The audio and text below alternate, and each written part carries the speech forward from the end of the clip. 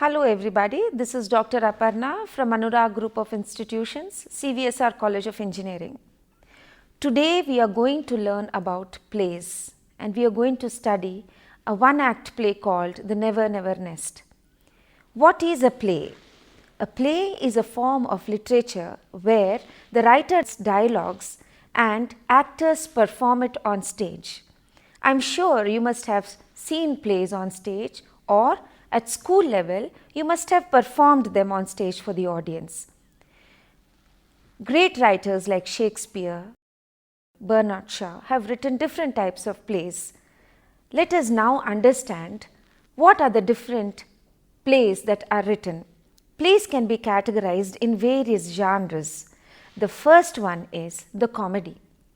A comedy is a play which is humorous, which makes people laugh. People enjoy watching a comic play. Comedies are the first type of plays that were ever played on the stage along with tragedies in ancient Greece. The next genre of plays is the farce. A farce is a humorous play like a comedy, but is slapstick humor. It has strange characters in it and it makes fun of everybody around. Now, the most famous slapstick humor play is The Comedy of Errors, written by Shakespeare. The next genre is the satire. A satirical play looks at the society and tries to talk about the ills of the society in a satirical way. The next genre that we come across is the tragedies. Just as the comedies were first introduced in ancient Greece, the same way tragedies too were introduced. Tragedies have an unhappy ending. They bring out the emotions of the viewers and the audience. It moves their hearts. It has a dramatic climax. The most famous tragedy of Shakespeare is the Romeo and Juliet. I am sure you have all heard of that play. Then the next genre is the history plays. The history plays are either tragedies or comedies, but we cannot classify them like that. History plays relate incidents that have occurred in history. Shakespeare brought forth this genre. He has written many history plays besides writing tragedies and comedies. His famous history plays are Richard II and King John. I am sure you have heard of these plays. These are the different types of plays, and plays make a very interesting genre in English literature. Now let us learn about the one-act play.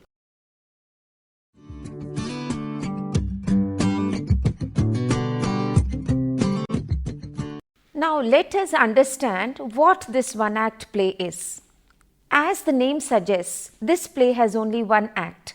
Unlike the Shakespearean plays, which is divided into several acts, a one-act play has only one act. A one-act play adheres to the three unities of time, place and action.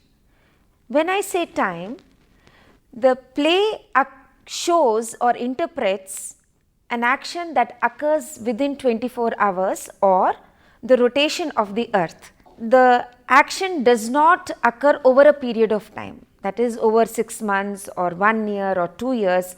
That is what happens in Shakespearean plays. But a one-act play talks about action that happens in one day. It can be performed in 10 minutes or 1 hour or whatever. That is unity of time. Unity of action is it has only one plot. It talks about only one major action that is performed. It does not deviate into different acts, that it has only one plot. Time, place. This third important thing is it has unity of place. For instance, this lesson, this play that you are going to study, Never Never Nest, starts in a lounge and it ends in a lounge. For example, your play starts in a kitchen. From the kitchen, it does not go to the sitting room. From the sitting room, it does not move into the garden. The play is restricted to the place where it starts, it ends in the place where it starts. These are the three unities of time, place and action. Also remember, the subgenre of this one-act play is called the flash drama. that has become very popular in recent times, and competitions are held in writing flash drama.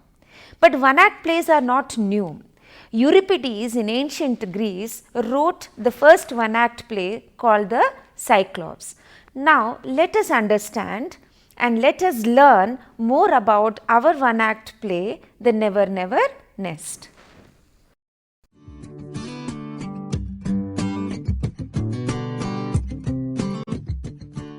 Before we start talking about the play, let us talk about the author of this play. The author of this play is Cedric Mount. Cedric Mount is a playwright of considerable distinction. He started writing plays from 1932 to 1940.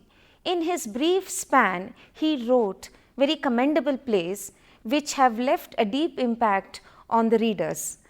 These plays reflect the modern society and the modern world. The plays are Dirge Without Dole, To Cut a Long Story Short, Nature Abhors a Vacuum, and 20th Century Lullaby.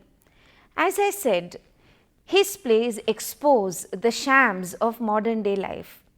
The play that you are about to read is all based on installments and hire purchase. Cedric Mount is trying to tell us that buying things on hire purchase is not good and that people should learn to save money. Let us now understand this play better.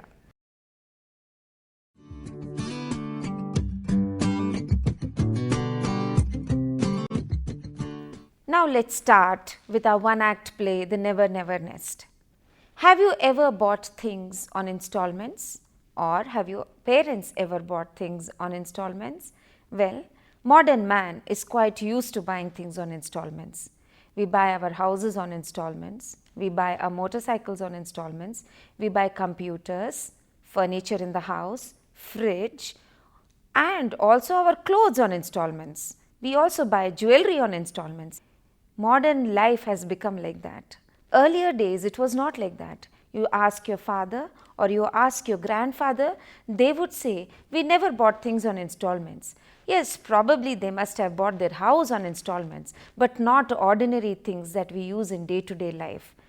And they led a better life than us. That is exactly what Mount is trying to tell us. The story is about a young couple called Jack and Jill who have a baby. They are visited by their aunt, who is called as Aunt Jane. They live in New Hampstead in a very big house. The play starts in a lounge where the young couple are showing Aunt Jane around their house. They show her the radiogram, the furniture. Aunt Jane is quite surprised that they live in such a big and wonderful house. She is happy that they have all the modern facilities. They have a fridge, they have a radiogram, they have wonderful furniture. She is quite surprised that they are doing so good in life. And then Jack tells her that they have been able to achieve all this, they have been able to buy all this because of her. She is quite surprised and she asks them whether she had given them £200 for their wedding or had she gifted them 2,000. Jack says that she had gifted them £200, but she is surprised how did they manage to buy all these things in £200. Then she asks Jack how much rent he was paying for a big house like this. Jack says that he is the owner of the house and not the tenant. Aunt Jane is quite surprised. She thinks that Jack must be earning a lot of money. But then he says that he got a modest increment of just 5 shillings this year. She is unable to understand how can Jack buy such a big house. Then Jack tells that he had bought this house on installments. He was paying about £10 a week and a few quarterly installments to own the house. Aunt Jane does not understand this concept of buying a house in installments. It is very new and very strange to her. Aunt Jane is very happy that Jack has got a big car. She thinks that he has bought the car and she appreciates it a lot. But Jack says that he has not bought the car completely. One steering wheel, 2 cylinders, 1 tire is what really belonged to him, because for the rest of the car he has yet to pay the installments. He tells Aunt Jane that he has bought the house on hire purchase. She is quite surprised. He tells her he pays about £5 a week and a few installments, and then eventually, after a few years, the car would really belong to him. Aunt Jane is disturbed. She does not understand why the young couple are buying things on installments. It disturbs her a lot. Then, as she sees around, she is very happy with the furniture that they have. But then Jack says they have also bought the furniture on installments. This really angers her. She does not even want to sit in the chair because only one leg of the chair belongs to them. They have yet to pay the money for the remaining 3 legs. She says that she is not interested in sitting on any of their furniture. She gets very angry and she says her motto in life was cash down. She has never bought things on installments, and she hopes that they too would never buy things on installments, and she is very unhappy that they are buying things like that.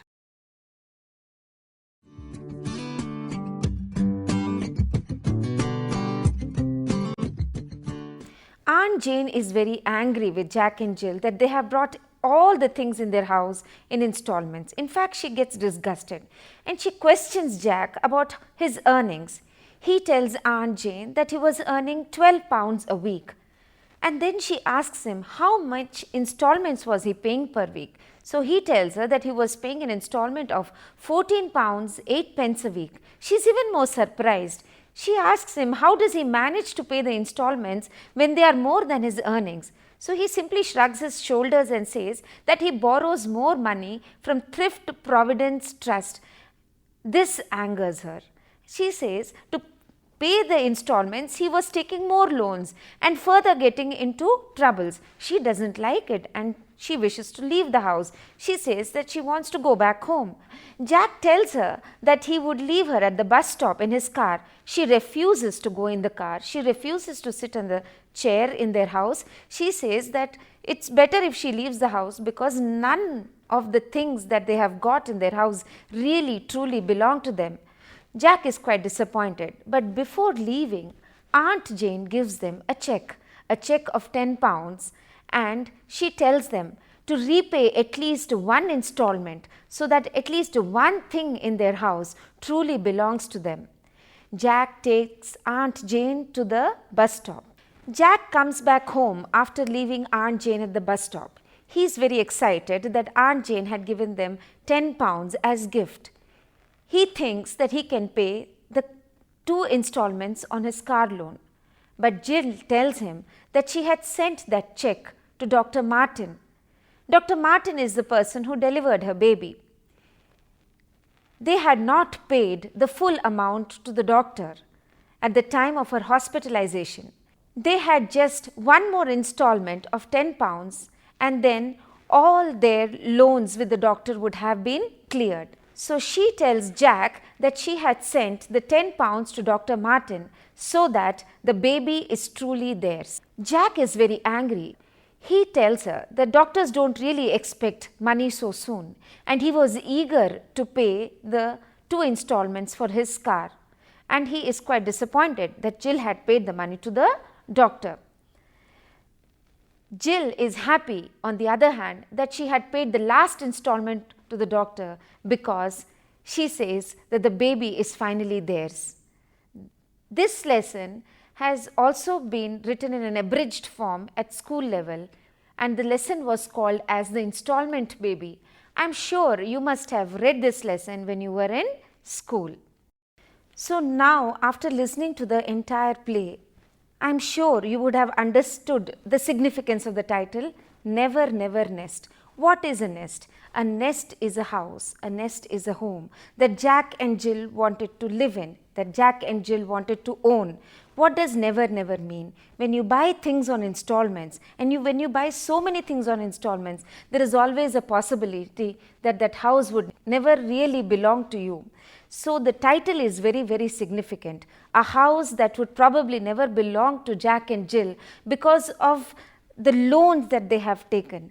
And they, as I said earlier, Jack was earning around 12 pounds a week and he was repaying 14 pounds and 8 pence a week. That is a lot of money that he had borrowed, and to repay the 14 pounds and 8 pence a week, he was taking more money from thrift, providence and fund. So do you think leading a life like that is worthwhile?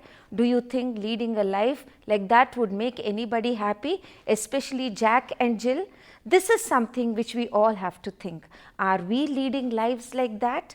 Are we moving towards a nest that would never be ours? Are we being too ambitious about acquiring things before our time? I hope you will understand the importance of not buying things on hire purchase. I hope you understand that buying things on installments are always not the right thing to do. This lesson tries to teach us that. I hope you have learnt a lesson, and I hope you will be very careful when you start spending your money in future. I hope you will budget your money. I hope you will all lead happy lives without any tensions, because they say money rules the world, but always remember, we rule the money. As long as you do not let money rule you, you are a happy person. As long as you do not let consumerism and material wealth rule you, you are a happy person. Always remember that you must spend whatever little money that you are earning carefully. The more money you save, the more money you earn. There is a saying, a penny saved is a penny earned. I hope this lesson has taught you something, and I hope you will follow this and take this lesson as an example.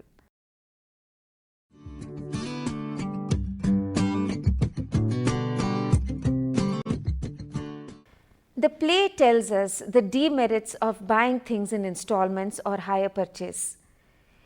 It is a play that is written way back in the 1930s or 40s, but still it is relevant in today's context also, because we are so used to buying things in installments, and buying things in installments is always not good. Jack and Jill belonged to a middle class family. They got 200 pounds from their aunt as gift, and that is not a less amount. They could have lived a very happy life, but they were very ambitious. They started living in a bigger house. They wanted to buy a bigger house, get a better car, have a radiogram, a fridge, everything in their house. But they all bought these things in installments. They wanted to buy things at a very young age, wanted to buy a lot of things at a very young age when they were not really earning a lot. This is the problem of modern life. We wish to acquire things at a very fast pace. This was not the case when our parents were young.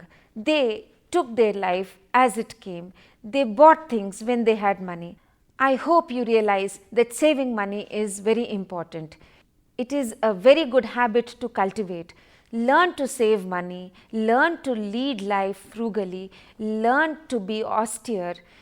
P.T. Barnum, or Phineas Taylor Barnum, is a great writer. He has said that to make a list.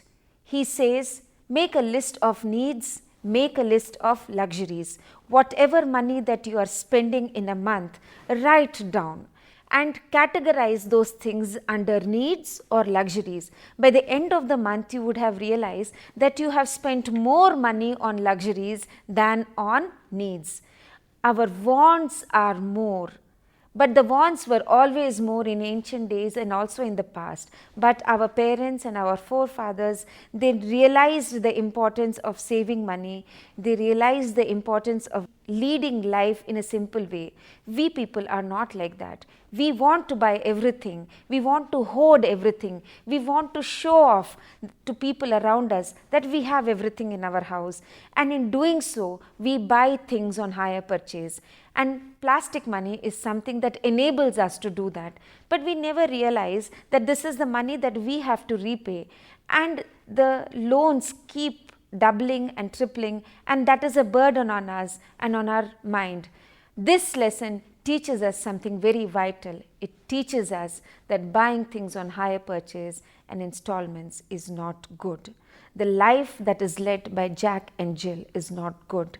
We should learn to be simple, we should learn to buy things which we need and not things which we want. I hope you have all enjoyed listening to this lesson as much as I have enjoyed teaching it to you. Thank you.